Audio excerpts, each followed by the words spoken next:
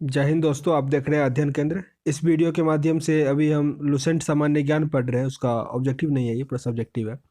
और अभी चल रहा है हमारा ज्योग्राफी। ज्योग्राफी में पढ़ेंगे लघु सौरमंडलीय पिंड।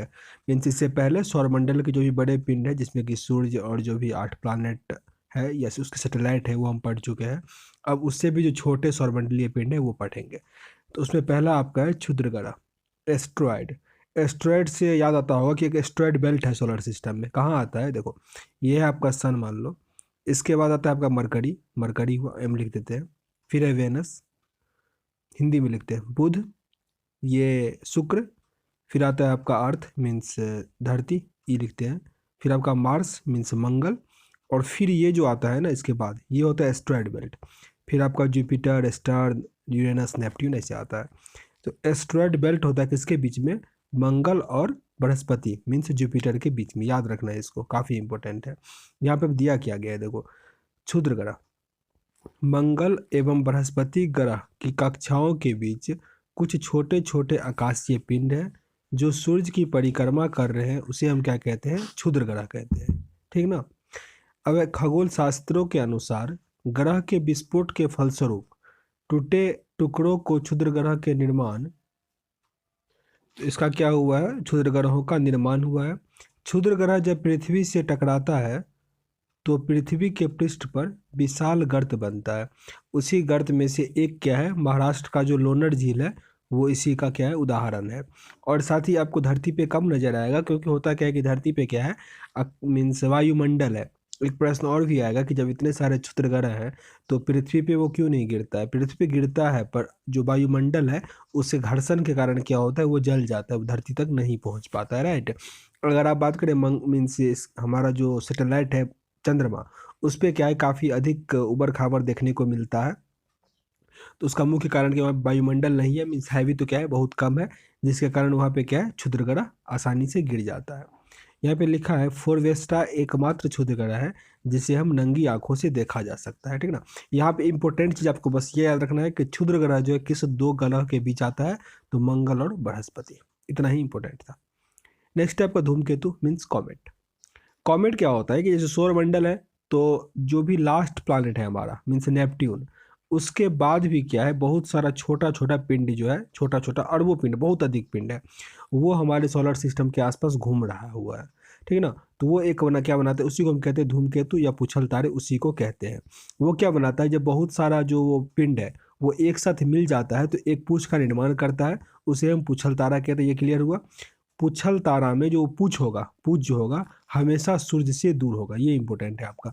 लिखा हुआ है धूमकेतु की पूछ जो होता है हमेशा सूर्य से दूर होता है। ये आपके लिए काफ़ी इंपॉर्टेंट है। और उसमें भी एक धूमकेतु का नाम है हेले धूमकेतु। ये क्या करता है? इसका परिक्रमण काल 76 वर्ष है, मतलब हम लोगों को धरती से वो 76 वर्ष के बाद दिखाई देता है। मीन्स इससे पहले ये 1986 में देखा गया था, अब 76 वर्ष के बाद मीन्स 2062 में देखा जाएगा। प्रश्न ऐसे आएगा कि हेली धूमकेतु का पूछ किधर होता है? तो सूर्य से दूर होता है। क्लियर? हेली धूमकेतु कितने वर्षों के बाद दिखाई देता है? तो 76 वर्षों के बाद। हेली धूमकेतु लास्ट बार कब देखा गया? तो 1986 में। और अब कब देखा जाएगा? तो 2062 में। दोनों में से एक याद रखो, फिर 76 माइनस या प्लस कर देना, आपका आंसर आ जाएगा। धूमकेतु हमेशा के लिए टिकाऊ नहीं होते हैं, फिर भी प्रत्येक धूमकेतु के लौटने का समय निश्चित होता है। मीन्स कोई फिक्स नहीं होता है कि सब 76 वर्ष के ही बाद आएंगे। जिसका जितना परिभ्रमण काल होगा उसके अकॉर्डिंग वो आएगा। अब है मेट्रोइड्स मीन्स उल्कापिंड जिसे कहते हैं। उल्काएं प्रकाश की चमकीली धारा के रूप में देखते हैं जो आकाश में क्षण भर के लिए दमकती है और क्या होता है? लुप्त हो जाता है। उल्काएं क्षुद्र ग्रह के टुकड़े व धूमकेतुओं द्वारा पीछे छोड़े गए धूल के कण है। वही जो चमकता है वो मेन क्या होता है? वायु के घर्षण से क्या होता है? उसमें आग पकड़ लेता है और वो हमको चमकता हुआ दिखाई देता है। अब तीसरा इसका पॉइंट है एक्सरसाइज मीन्स पृथ्वी और उसका शारीरिक संबंध। मीन्स पृथ्वी का सूर्य से क्या संबंध है वो हम इसे पढ़ेंगे। पहला दिया प्रकाश चक्र। वैसी वैकल्पिक रेखा जो पृथ्वी के प्रकाशित और अप्रकाशित भाग को बांटता है उसे हम कहते हैं प्रकाश चक्र। मीन्स दिन और रात करता है, तो यही होता है। पृथ्वी की गतियाँ, पृथ्वी की दो गतियाँ होती है, एक होता है रोटेशन और दूसरा क्या होता है? रिवॉल्यूशन। मीन्स रोटेशन मतलब हो गया घूर्णन, मीन्स इसे हम कहते हैं दैनिक गति।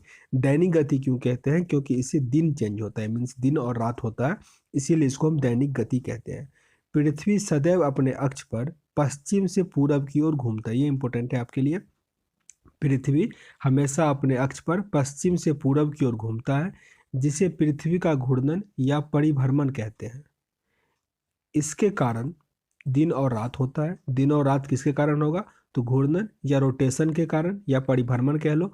और ये किधर घूमता है? पश्चिम से पूरब घूमता है, इसीलिए सूरज क्या होता है? पूरब में उगता है। अतः इस गति को दैनिक गति भी कहते हैं। ये क्लियर हो गया। अब है आपका परिक्रमण मीन्स रिवॉल्यूशन, या जिसे वार्षिक गति कहते हैं। पृथ्वी मीन्स इसको घूमने में 1 वर्ष लगता है, इसीलिए इसे हम क्या कहते हैं? वार्षिक गति। पृथ्वी अपने अक्ष पर घूमने के साथ साथ सूर्य के चारों ओर एक दीर्घवृत्तीय मार्ग में परिक्रमा करता है। सर्कुलर नहीं घूमता है, दीर्घवृत्तीय घूमता है, ठीक है ना, ओवल शेप में, जिसे परिक्रमण या वार्षिक गति कहते हैं। पृथ्वी को सूर्य की एक परिक्रमा करने में 365 दिन 6 घंटा लगता है। 365 दिन 6 घंटा का समय लगता है। नेक्स्ट दिया गया नक्षत्र दिवस। एक माध्यम रेखा के ऊपर किसी निश्चित नक्षत्र को उत्तरोत्तर 2 बार गुजरने की बीच की अवधि को नक्षत्र दिवस कहते हैं, जिसका क्या होता है? 23 घंटा 56 मिनट की अवधि होती है। सौर दिवस क्या है? जब सूर्य को गतिहीन मानकर पृथ्वी द्वारा उसके परिक्रमण की गणना दिवसों के रूप में की जाती है, तब सौर दिवस ज्ञात होता है। इसकी अवधि 24 घंटे की होती है। मीन्स धरती जो है सूर्य का एक चक्कर कितने दिन में लगाता है, उसे हम क्या कहते हैं? सौर दिवस कहते हैं। और आप ये सोच रहे होंगे कि यहाँ पे ये क्यों लिखा गया है कि जब सूर्य को गतिहीन मान लें। क्या सूर्य गति करता है? बिल्कुल सूर्य गति करता है। वो क्या करता है? आकाशगंगा के कोने में, वो अपने आकाशगंगा का जो सेंटर होगा उसके चारों साइड घूमता है, ठीक ना। तो साइंटिस्ट अभी उतना पता नहीं कर पाया है कि उसका स्पीड क्या है, बस थोड़ा बहुत अंदाजे से चल रहा है, तो उतना हमको नहीं जानना है। बस हम लोग क्या मानते हैं कि सूर्य क्या है? कांस्टेंट है धरती के परिप्रेक्ष्य में। लेकिन अगर आप मिल्की वे के परिप्रेक्ष्य में देखो तो सूर्य भी क्या करता है? गति करता है। जो भी आकाशीय पिंड है सब अपने से बड़े पिंड का चक्कर लगा रहा है, ठीक ना, सब सरल शब्दों में अगर कहा जाए तो। नेक्स्ट टाइप का नोट दिया गया है।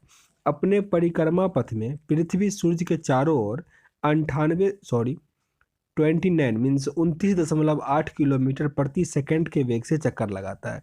धरती का ये वेग है, इंपोर्टेंट है, याद रख लेना, कभी कभी रेलवे के एग्जाम में ये पूछ लिया जाता है। अब है आपका उपसौर। एक होता है उपसौर और एक होता है अप, ठीक ना, अपसौर।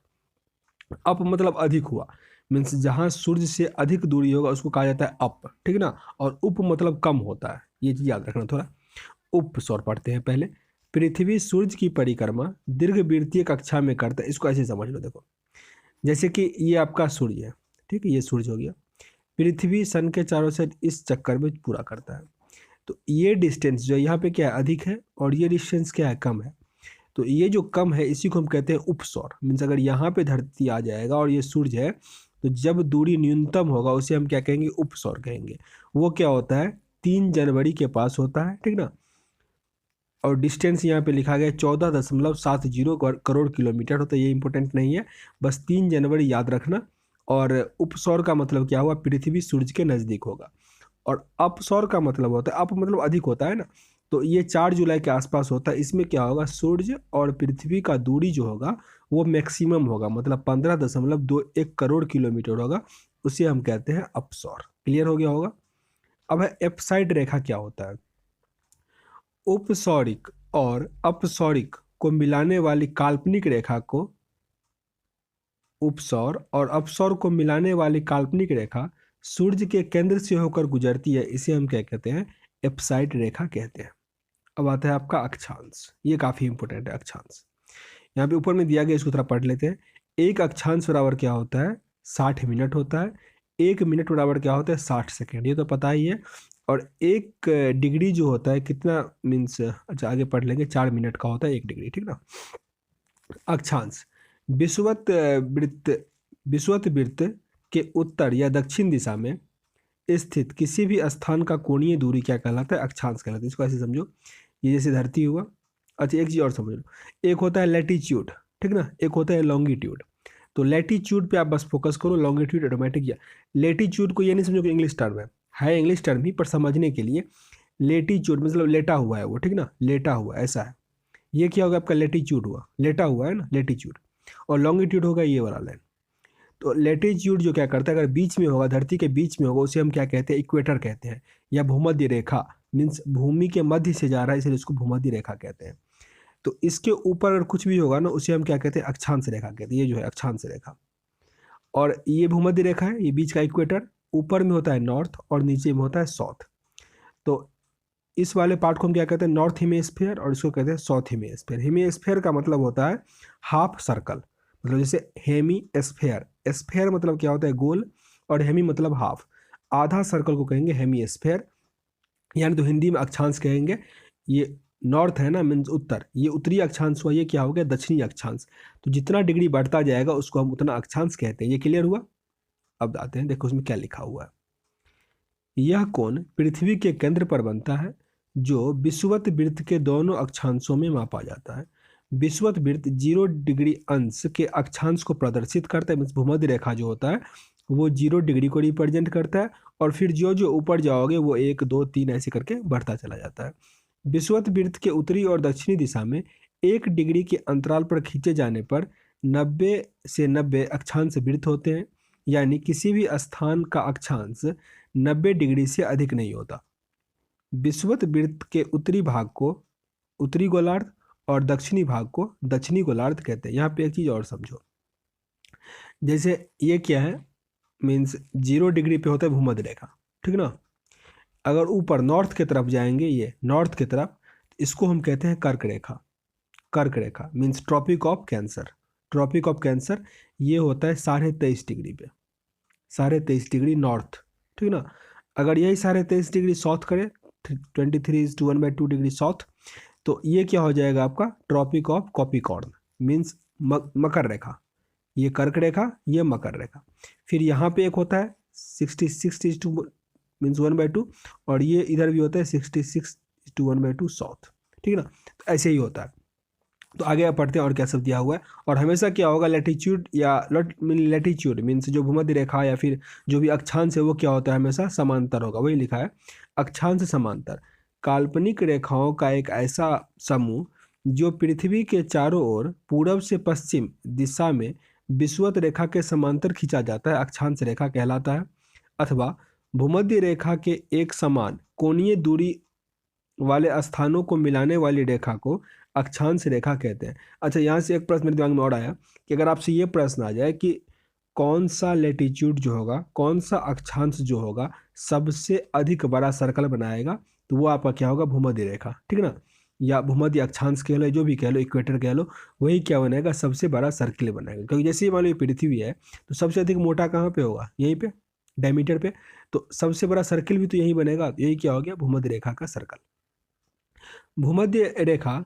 अच्छा, एक और अगर पूछ दे कि सर्कल जो है सेंटर की तरफ जाएंगे तो अधिक होगा कि पोल की तरफ जाएंगे तो अधिक होगा, तो कभी भी अगर ये पोल है, ये पोल है, ये पोल है, यहाँ पे अधिक सबसे बड़ा है, तो अगर पोल की तरफ जाएंगे तो सर्कल का साइड क्या होगा, अक्षांश का साइज क्या होगा, घटेगा, और उसका एंगल क्या होगा, बढ़ेगा, ठीक ना। ये चीज़ याद रखना। भूमध्य रेखा 0 डिग्री अक्षांश रेखा है, अतः इस पर स्थित सभी स्थानों का अक्षांश क्या होगा, 0 डिग्री होगा। भूमध्य रेखा के उत्तर स्थित अक्षांश रेखा को उत्तरी अक्षांश रेखा, और दक्षिण, ये सब सिंपल है, ये इंपॉर्टेंट है। दो अक्षांश रेखाओं के मध्य की दूरी कितनी होती है, 110 किलोमीटर। इसको नहीं भूलना, काफ़ी इंपॉर्टेंट है। दो अक्षांशों के मध्य की दूरी कितनी होती है, 110 किलोमीटर। इसको कभी नहीं भूलना। अब यहाँ पे नोट में कुछ दिया गया, देख लेते हैं। यदि अक्षांश समांतरों को 1 डिग्री के अंतराल पर खींचते हैं तो उत्तरी एवं दक्षिणी दोनों गोलार्ध में 89 अक्षांश समांतर होते हैं। इस प्रकार विषुवत वृत्त को लेकर अक्षांश समांतरों की कुल संख्या कितना होता है, 179। मीन्स टोटल अक्षांश कितना है, जैसे कि इसको समझो, ये क्या हो गया, धरती है हमारा, ये है भूमध्य रेखा, मीन्स अक्षांश है। इस साइड जो अक्षांश है टोटल, इसका संख्या है 89, ठीक। और इस साइड भी जो अक्षांश है ये भी है 89। तो 89, 89 और ये क्या है, भूमध्य रेखा, इस सब को जोड़ दोगे मीन्स टोटल अक्षांशों की संख्या कितनी हुई, 179। क्लियर। अब दिया गया भूमध्य रेखा मीन्स इक्वेटर। भूमध्य रेखा के उत्तर 23.5 डिग्री ये बताए थे। 23.5 डिग्री अक्षांश को हम क्या कहेंगे, कर्क रेखा कहेंगे, और दक्षिण की अगर इतना ही होगा तो उसको हम कहेंगे मकर रेखा। और फिर बताया था कि भूमध्य रेखा के उत्तर की ओर 66.5 डिग्री अगर होगा तो उसको हम कहेंगे आर्कटिक वृत्त, आर्कटिक सर्कल, और साउथ की तरफ होगा उसको हम कहेंगे अंटार्कटिक वृत्त या अंटार्कटिक सर्कल। इसको याद रखना।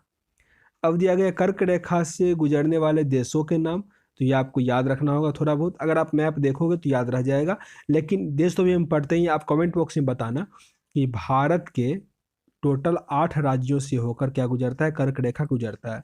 उन 8 स्टेट का नाम आप कमेंट बॉक्स में बता देना, ठीक ना। अभी हम देश का नाम पढ़ते हैं, ध्यान से एक बार अगर आप देखोगे तो ये अच्छे वाले एग्जाम में बीपीएससी या यूपीएससी में पूछ लिया जाता है कि किससे नहीं गुजरता है, तो ये नाम सही से याद कर लो।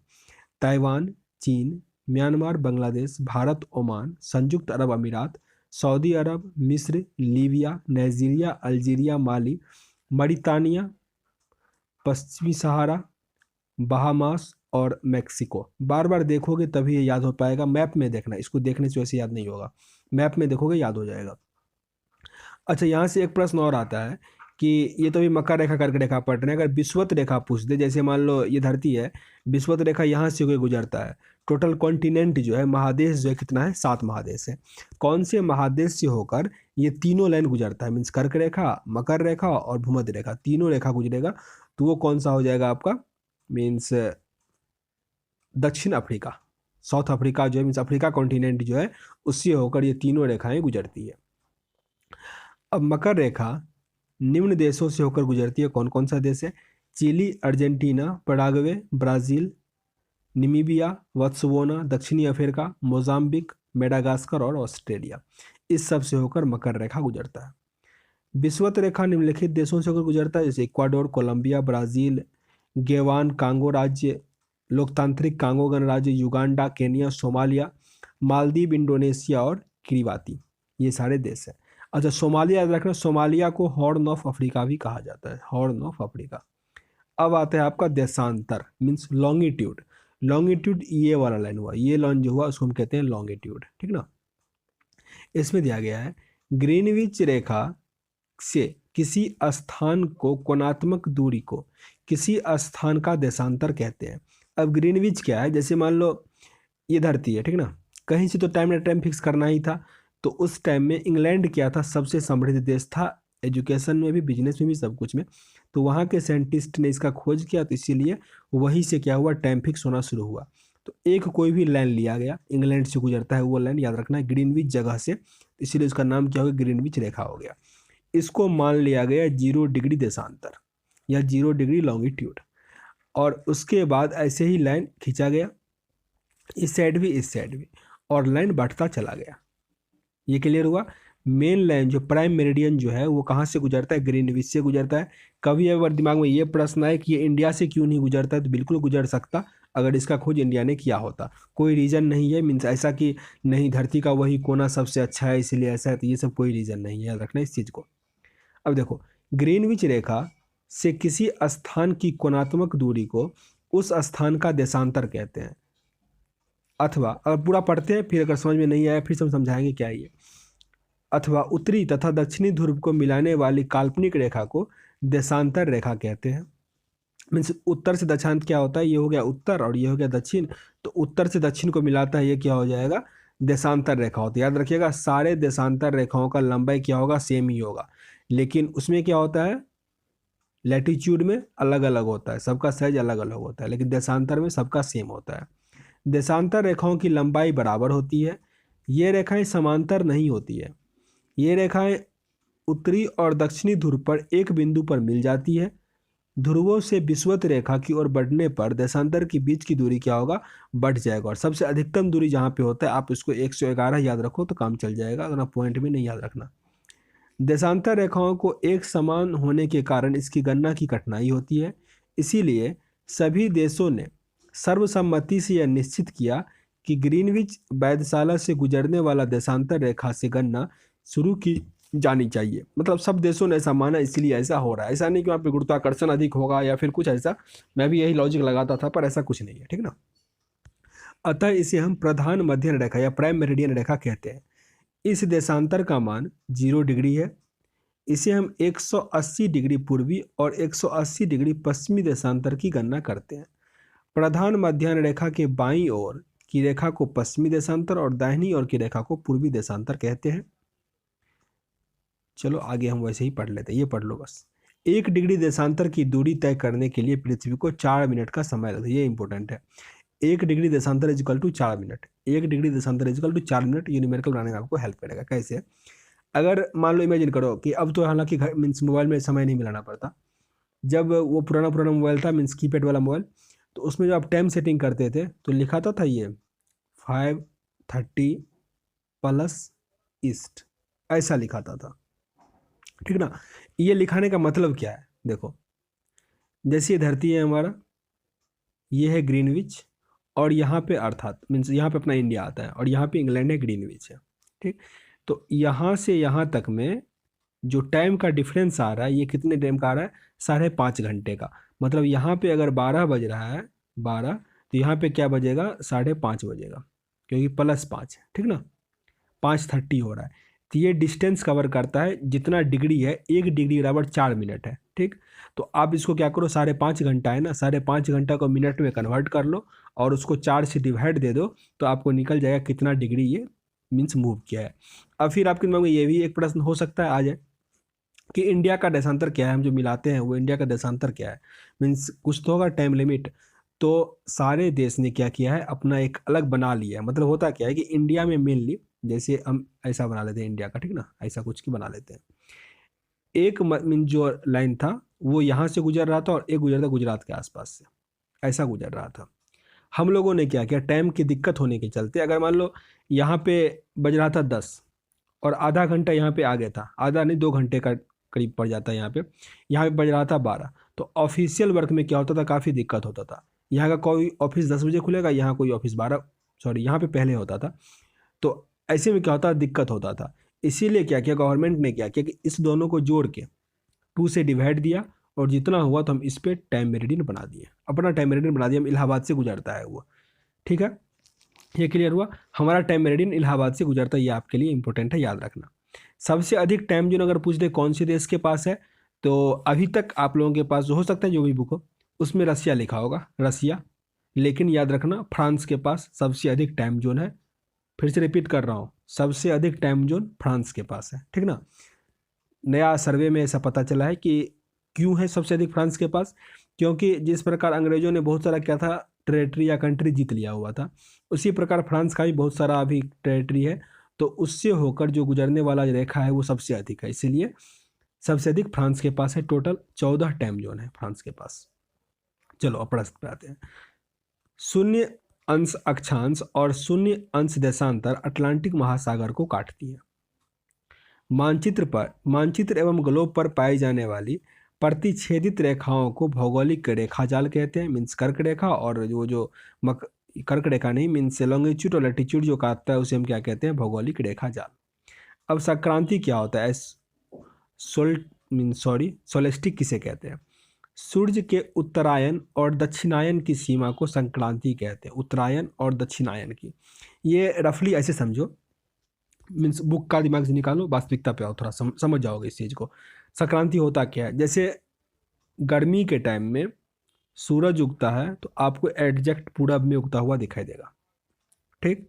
लेकिन ठंडी के टाइम में वही सूरज जो उगेगा आपको थोड़ा दक्षिण के टाइम में, अच्छा नहीं तो ऐसे नहीं समझो, देखो दोपहर के टाइम में क्या होगा, गर्मी के टाइम में छाया जो होता है, छाया जिसको कहते हैं शैडो, वो क्या होगा, बहुत छोटा बनता है। दोपहर के टाइम की बात कर रहा हूँ। जबकि ठंडी के टाइम में अगर दोपहर में सूर्य उगा हुआ है तो छाया क्या होगा, लंबा बनेगा। उसका रीज़न क्या होता है कि सूर्य क्या है, थोड़ा दक्षिणायन हो गया है। मतलब समझो, जैसे कि आपका ये कोई लाइट मीन्स कोई एक खंभा है यहाँ पे, ठीक, ये एक खंभा है, आपने यहाँ से इस पर टॉर्च जलाया, यहाँ से इसका छाया क्या बनेगा, इतना बड़ा छाया बनेगा, ये छाया बनेगा। अब मान लो ये एक खंभा है, यहाँ से लाइट था ना, मीन्स इसके ऐसे हम लाइट किया था, अब हम यहाँ पे लाइट जला दें तो ये छाया क्या होगा, थोड़ा बड़ा बनेगा, मीन्स थोड़ा क्या हो गया, नीचे गिर गया, मीन्स दक्षिण की तरफ थोड़ा गिर गया है सूरज, ठीक ना। और गर्मी में क्या होता है, उत्तर की तरफ में होता है। तो यही सूरज का उत्तर और दक्षिणायन सीमा को क्या हम कहते हैं, संक्रांति कहते हैं। ये क्लियर हुआ। अब देखो नेक्स्ट है आपका कर्क संक्रांति, मीन्स कैंसर सोलेस्टिक। 21 जून को सूर्य कर्क रेखा पर लंबवत होता है, इसे कर्क संक्रांति कहते हैं। उस दिन उत्तरी गोलार्ध में सबसे बड़ा दिन होता है, मीन छाया क्या होगा, सबसे छोटा होगा। ये इंपॉर्टेंट है। 21 जून को कैंसर सोलेस्टिक होता है, जिस दिन क्या होता है, दिन सबसे बड़ा होता है। सबसे दिन बड़ा कब होगा कर्क रेखा पर, तो 21 जून को। काफ़ी इंपॉर्टेंट है। नॉर्वे में अर्धरात्रि के समय सूर्य 21 जून को दिखाई पड़ता है। नॉर्वे में अर्धरात्रि के समय सूर्य 21 जून को दिखाई देता है। 21 जून को नहीं भूलना। वैसे भी हम उस दिन योगा डे मनाते हैं, और उस दिन क्या होता है, मीन्स कर्क रेखा मीन्स नॉर्थ गोलार्ध में, उत्तरी गोलार्ध में दिन जो होता है सबसे बड़ा होता है। अब आता है आपका मकर संक्रांति। सेम सिचुएशन होता है, बट उस दिन क्या होता है, 22 दिसंबर होता है, और उस दिन क्या होता है, दिन बड़ा होता है। जो कर्क रेखा में होता है वही मकर संक्रांति में भी होता है, लेकिन 22 दिसंबर को। जो उसमें 21 जून को हो रहा था, यहाँ पे 22 दिसंबर को हो रहा है। अब है विषुव मीन्स इक्विनॉक्स। क्या होता है, यह पृथ्वी की वह स्थिति है जब सूर्य की किरणें विषुवत रेखा पर लंबवत पड़ती है और सर्वत्र दिन एवं रात क्या होता है, बराबर होता है। ये कब होगा, ये होता है 23 सितंबर एवं 21 मार्च को। संपूर्ण पृथ्वी पर दिन और रात बराबर होता है। 23 सितंबर और 21 मार्च, नहीं भूलना है इस अपडेट को। 23 मार्च 21 सितंबर को दिन और रात क्या होता है, समान होता है। इससे जैसे 23 सितंबर को हम कहते हैं शरद विषव, और 21 मार्च को वसंत विषव कहते हैं। देखो इसका एक वीडियो और बनेगा ही, क्योंकि 2 पेज और भी, और समझाने के उसमें बहुत कुछ रहता है, तभी आप सही से समझ पाओगे। नहीं तो कर्क रेखा, मकर रेखा, शरद विषव, सोलिस्टिक से काफ़ी दिक्कत होता है स्टूडेंट को। ये मैं समझ रहा हूँ, क्योंकि मैंने भी कभी पढ़ा था। तो उम्मीद करते हैं इसको हम यही एंड करते हैं, और आपको कुछ सीखने का मौका मिला होगा। सेशन अगर अच्छा लगा हो तो लाइक करना, अपने दोस्तों के साथ शेयर करना। अगर पसंद ना आया हो डिसलाइक भी कर सकते हो, पर कारण जरूर बताना, ताकि वीडियो को इम्प्रूव कर सके। मिलते हैं नेक्स्ट वीडियो में, तब तक के लिए जय हिंद।